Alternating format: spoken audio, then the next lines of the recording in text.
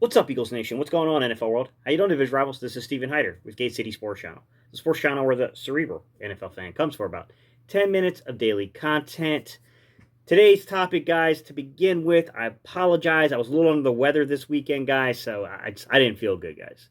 But today's topic, we're going to actually talk about what we learned from OTAs about CB number 2, right? Who's playing the boundary or the field? Because honestly, you could kind of move Slay wherever you really need him. Although I think he's more of a field side, and you'd be more ideal to have a boundary side corner beside him. But technically, he can play pretty much anywhere. What did we learn from OTAs?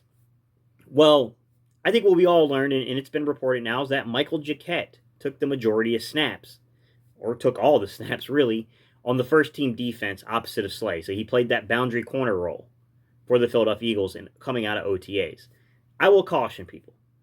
It's it's a good sign for Michael Jacquet, because the last time we saw Michael Jacquet, he got benched in week 16, right? And then going into week 17, the Eagles opted to go with Rudy Ford, who's not even on the football team anymore. Rudy Ford's now with the Jaguars, out at corner, over Michael Jacquet, because he had such a rough game in week 16.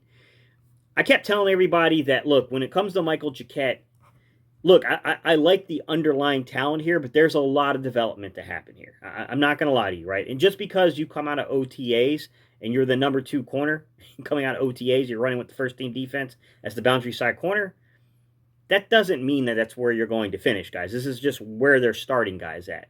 So there's going to be clearly a big-time battle coming into camp to see who will be that CB number 2, and we may not even be done with free agency, guys, so the guy who may eventually become our CB number 2 might not even be on the roster yet. We have to kind of keep that into consideration as we talk about this today.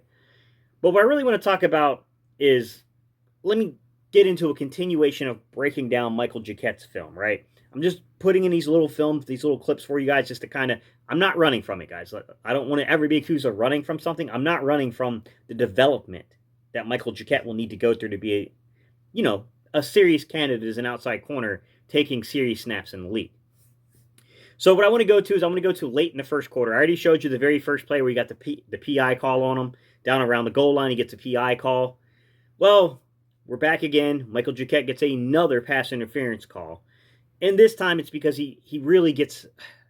Michael Gallup, being a guy that's been in the league a few years, he noticed the bad footwork for Michael Jacquet, got into Jacquet's body, hit him with a dig route, and Jacquet had no choice but to grab hold of him. Some great audio from the field. Third down at 9. There's a lot going on here, guys, when we look at this. So I understand those guys, some of you guys who comment, and you're like, Gate, man, I feel you, bro, but I don't know if this guy has NFL level abilities. It's always hard to tell, guys. I don't know that either. I just know that if I'm looking at what I think fits, Gannon's scheme, what I've seen him with in Minnesota, what I've seen him with in Indianapolis, Michael Jacquet has the ideal body size. And I think Michael Jacquet is a little bit more athletically gifted than a lot of people realize. With that said, guys, he's a converted wide receiver to corner, and he's very fundamentally, flawed.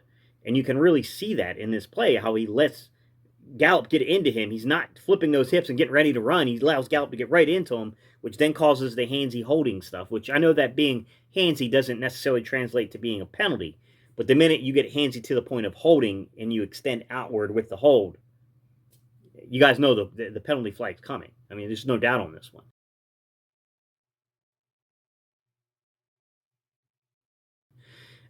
Simple dig route. He shouldn't be taken on this one. This is a veteran receiver taking advantage of him. Now, what I will say is this, guys, is that going into the future, I do think that there's something here to develop. Like I said, guys, a lot of this is technique-based. He's very poor in his technique. He has to develop technique. And if this guy, I'm not even talking about this guy being necessarily the starter opposite of Slay. Sure, that could happen. I'm just talking about a guy that could be taking potentially, let's just say 20% of the snaps on the season outside at corner. Even if you look at that guy, this is a guy that you hope that Wilson, Denard Wilson, our secondary coach, can develop this young man, because he does need a lot of technique work. But I do want to get into some of the hopeful things. So give me a second. Let's get into some of the things that, even though he didn't play the greatest on the year, just why some people view him and are so high on him, and what it is about him in particular that kind of gets people a little riled up about him. So let's get into that for just a second. Pittsburgh 45, Eagles 43. But Murray's a hard guy to sack.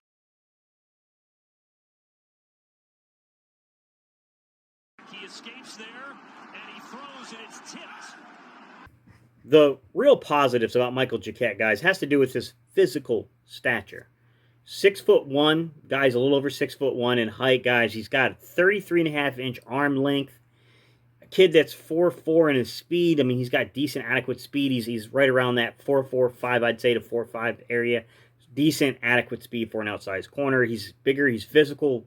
Very fundamentally flawed, guys. There's no doubt about it. He needs a lot of coaching up. But if you go back to Arizona, and just to remind everybody what happened in Arizona, guys, in that game, he had 3 forced incompletions that were all a result of 3 pass breakups. So him getting in physically using that length to break balls up. And he actually caused a fumble, right? So he forced a fumble as well down around the goal line on DeAndre Hopkins, which, you know, there's a reason why. But I want to go to one of the pass breakups he has. This is a situation where you have the Eagles here playing a cover 2.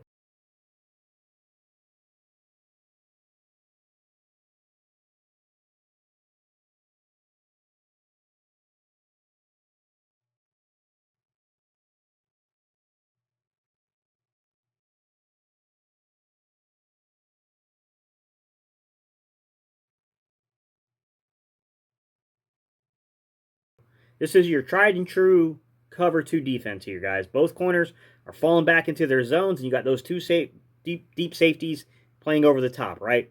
The way you beat a cover 2 is to attack the hashes. They don't go that way. They try to basically hit, looks like maybe a little comeback hitch or maybe a little out route. I can't remember the exact route by Fitzgerald here, or maybe it was Hopkins. I can't remember. But you can see here is that Michael Jacquet uses that size, that reach, that arm reach to get up there and bat the ball down. This is what he gives you, guys, from the positive attributes. This is what a guy like Michael Jacquet can do. I think this is why there's a little intrigue around this particular player, because although he's fundamentally flawed, there are certain things you just, you either have it or you don't, and he kind of has it. All right, guys, I appreciate y'all's time and attention. These are my thoughts on what's going on kind of coming out of camp. I want to know, what do you guys think? Coming out of OTAs, what do you guys think about Michael Jacquet taking those snaps at CB number 2? Like, did it surprise you that he was the primary guy doing that because he got benched and at the end of week 16 and I don't really think he even played in week 17. I'd have to look it up, guys, to be honest. Let me know your thoughts, guys. What do you guys think here? I mean, like I said, I don't think it's done. I wouldn't rule out us still signing somebody. I mean, I do feel like Michael Jacquet has a pretty good shot to make this football team and has a shot to potentially play some important snaps.